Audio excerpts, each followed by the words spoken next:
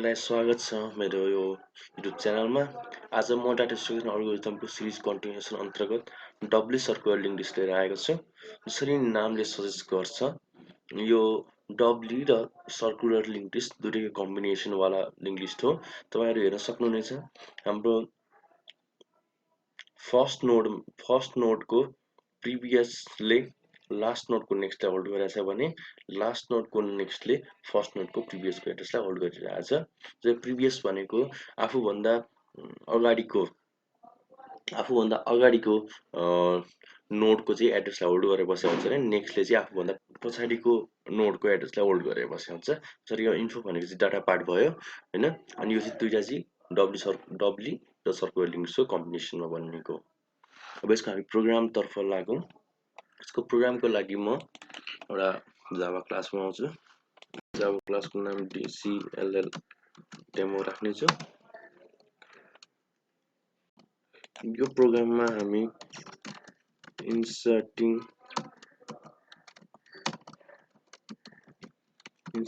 and deleting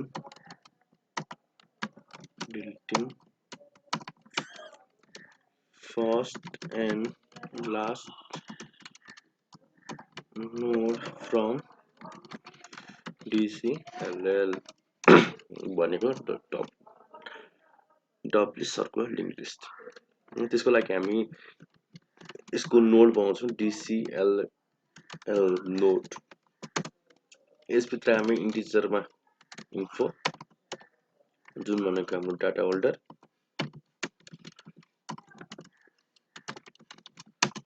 अनि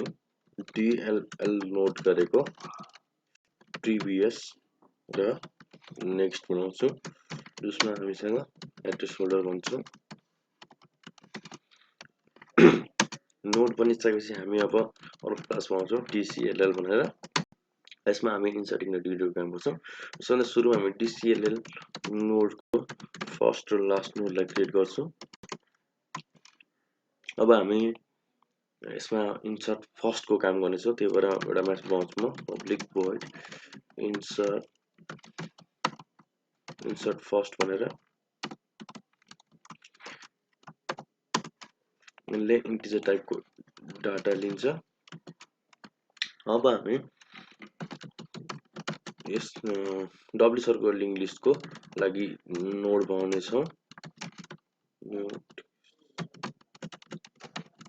node यो भनेको चाहिँ नोड क्रिएसन, अब्जेक्ट बनाउनु भनेकै नोड बनाउनु हो।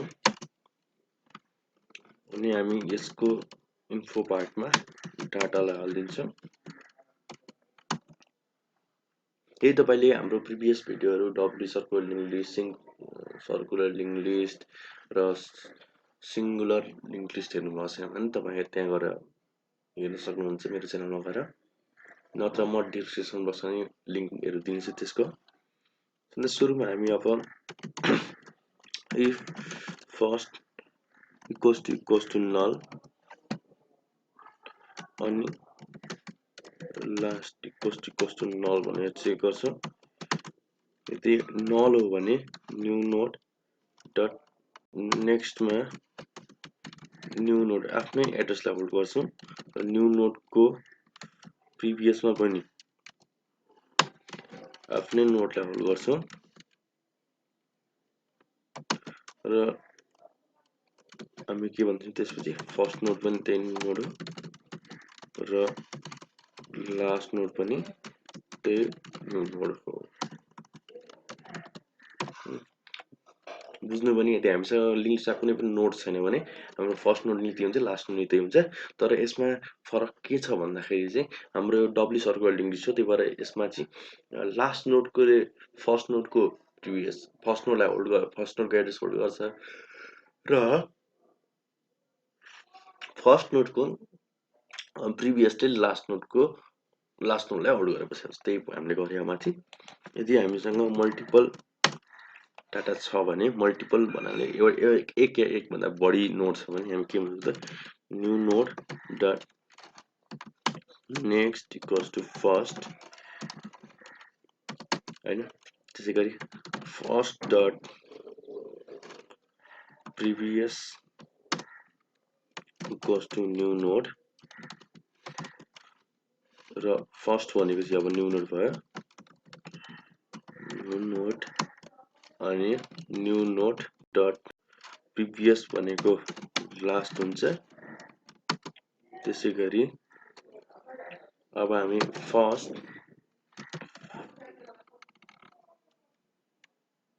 डट प्रिभियस भनेको चाहिँ लास्ट हुन्छ अब हामीले यसमा के गर्यौं भन्दा चाहिँ हामीले जुन नोड क्रिएट गरेको थियौं त्यसको नेक्स्ट एड्रेसमा चाहिँ हामीले के गर्यौं त फर्स्टलाई होल्ड गर्दियौं र जुन पहिले फर्स्टमा थियो फर्स्टमा नोड थियो त्यो फर्स्टको प्रिभियसमा चाहिँ अहिले हामीले हाल्न आँटेको न्यू नोडलाई हाल्यौं अनि त्यसैगरी लास्टमा हामीले के भन्यौं त फर्स्ट नै हाम्रो के हो त न्यू नोड भनेर भन्यौं हैन त्यसैगरी अब न्यू नोडको प्रिभियस भनेको प्रिभियसमा लास्ट नोडको एड्रेस गरेर बस्छ त्यो भन्या अनि फर्स्टको अब हामीले यो न्यू नोडलाई फर्स्ट बनाइसक्यौं त अब फर्स्टको प्रिभियस अनि के हुन्छ त लास्ट भनेर भनिदिनु पर्यो हैन त अब यसलाई एक्चुअली हामी डिस्प्ले गरौँ त्यसको लागि हामी एउटा पब्लिक void डिस्प्ले भनेर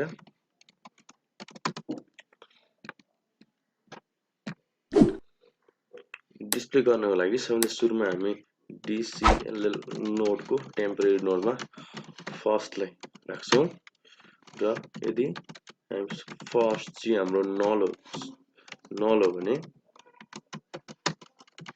हामी के भन्छ न एम्प्टी लिस्ट भनेर भनिदिन्छौं एम्प्टी लिस्ट भनेर भनिदिन्छ एल्स होइन भने अब यसमा चाहिँ हामी अलिक इन्ट्रेस्टिङ कुरा छ हामी यसमा डु वाइल लुप लाउँछौं temp dot info sorry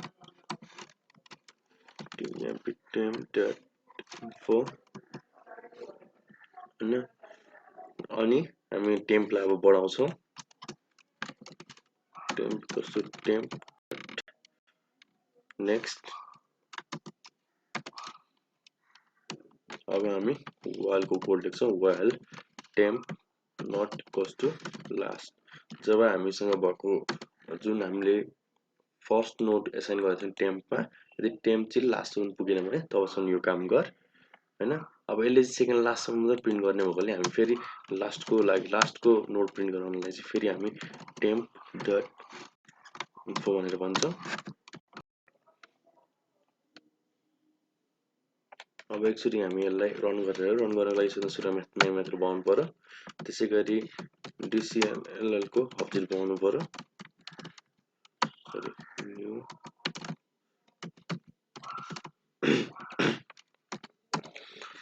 अनि हामी एकचोटि यतिकै डिस्प्ले गरौँ त्यतिकै डिस्प्ले गर्दाखेरि हाम्रो आउटपुट चाहिँ एम्प्टी लिस्ट भनेर आउनु पर्ने हुन्छ एम्प्टी लिस्ट हाम्रो आइसकेको छ अब हामी यसमा इन्सर्ट गरौँ है त इन्सर्ट फर्स्ट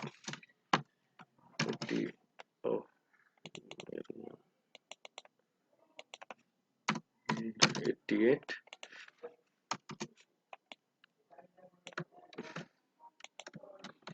र अर्को भनेको 101 अब सुरुमा कुन आउँछ 101 र 88 हुन्छ 101 र 88 आइसकेको छ हाम्रो आउटपुट त्यसैगरी इन्सर्ट एट फर्स्ट को हामीले काम गरिसक्यौं अब हामी लास्टमा इन्सर्ट गर्ने कोड लेखौं त्यसको लागि एउटा मेथड बनाउँछु म पब्लिक void insert last भनेर यसले पनि इन्टिजर टाइपको डाटा लिने काम गर्छ अब हामी dcll नोडको न्यू नोड भनेर नोड बनाउँछौं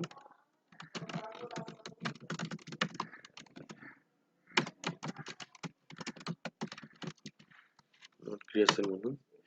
अब हामी त्यसैगरी न्यू नोड डट इन्फोमा डाटालाई हाल्छौं अब हामी एउटा कन्डिसन चेक गर्छौं first equals to null and then last equals to null भनेर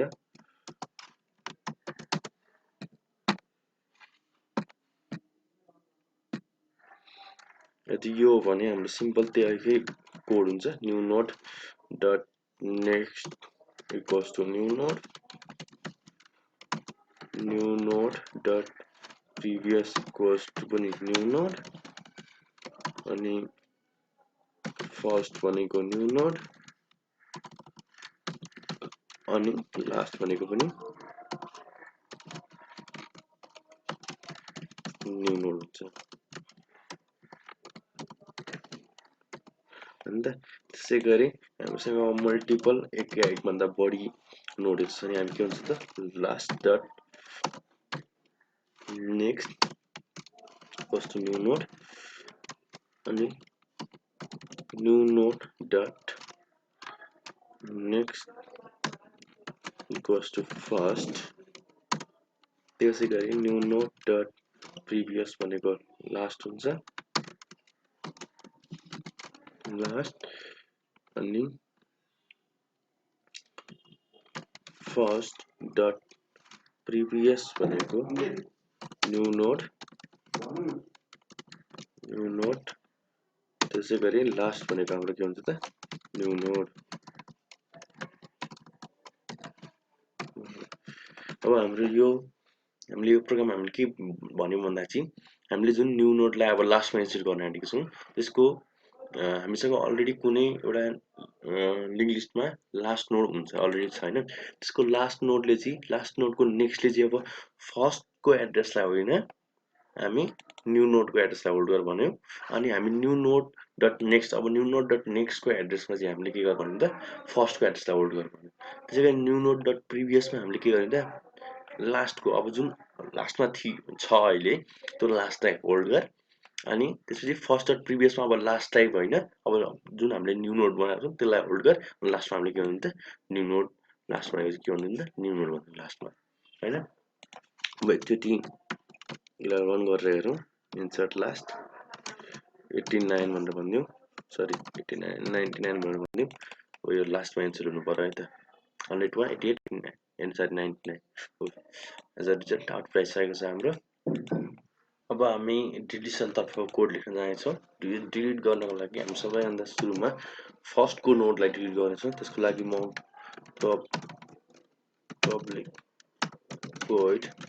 delete first भनेर मेथड पाउँछु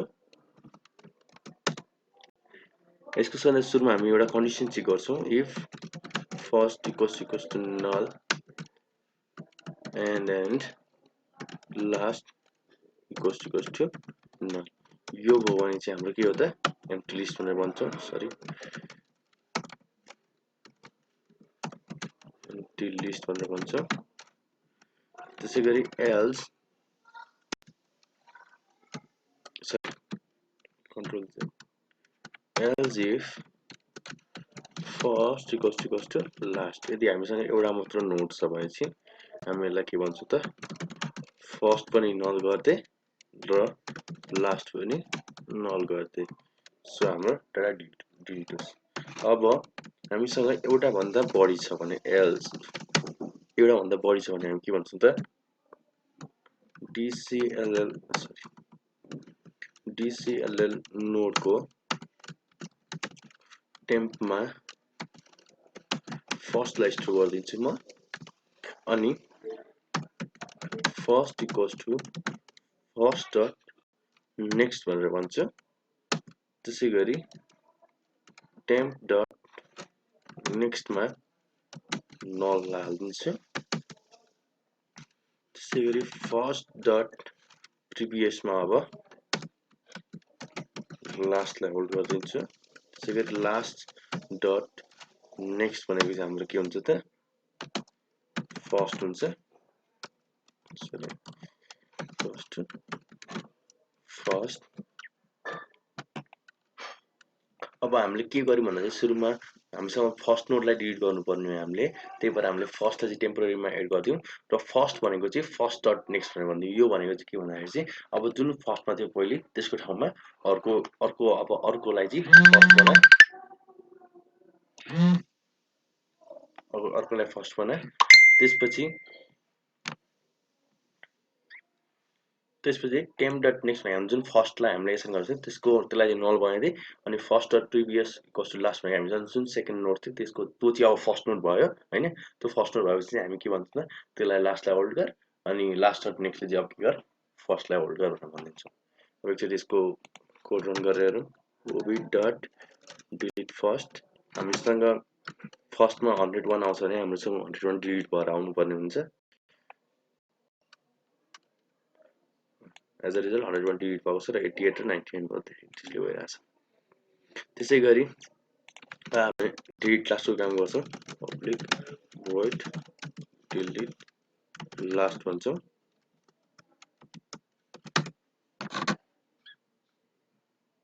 यसमा पनि हामी कन्डिसन चेक गर्छौँ, यदि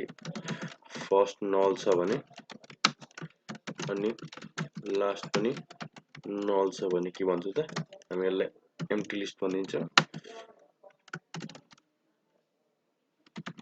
एम्प्टी लिस्ट भनिदिन्छौँ। त्यसै गरी एज इफ फेरि फर्स्ट नै लास्ट नोड हो भने, एउटा मात्र नोड हो भने हामी के भन्छ त, फर्स्ट इक्वल्स टु नल र लास्ट इक्वल्स टु पनि नल भनिदिन्छौँ।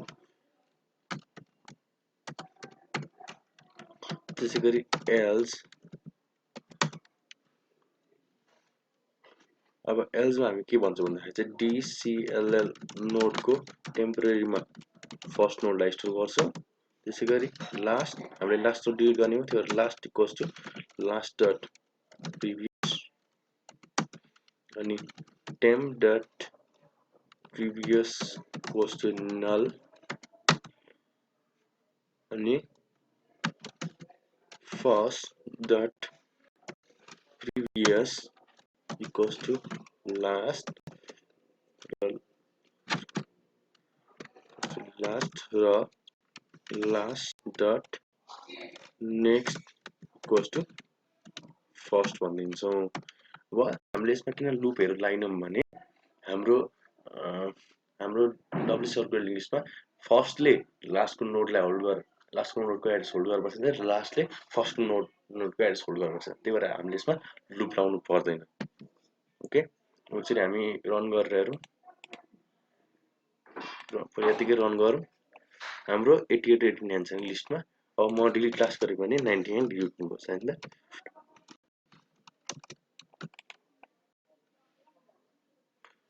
फाइल हाम्रो लास्टको डिलिट भइसकेको छ। हामीसँग एउटा मात्र नोट भएकोले यहाँ दुईटा आउटपुट देखायो, 88 88 दुईटा। अब हाम्रो डब्ली सर्कुलर लिस्ट पनि सकिसक्यो।